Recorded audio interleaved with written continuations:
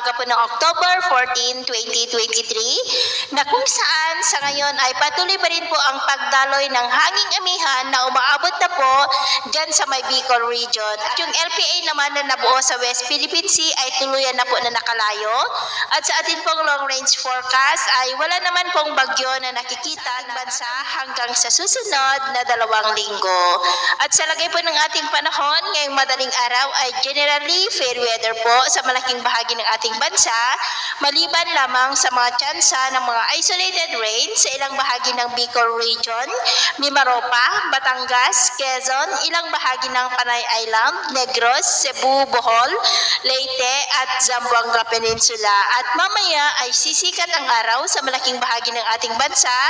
lalo na dito sa may Luzon at Mindanao, pero mayroon pong tsansa ng maulap na kalangitan na may mga pulupulong pag-ulan sa ilang bahagi po ng Southern Luzon at ilang bahagi ng Kabisayaan.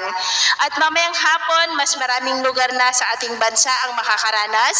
ng maulap na kalangitan na may mga pulupulong pag-ulan, kaya kung lalabas tayo sa ating mga tahanan ay magdala ng kahit anong panangga natin sa init ng araw at proteksyon na rin po sa mga biglaang buhos ng ulan. At sa atin naman pong mga baybayin, wala na po tayong nakataas na namang gale warning signals, pero iba yung pag-ingat lamang po kung papalaot tayo para mas makaiwas sa mga sakuna.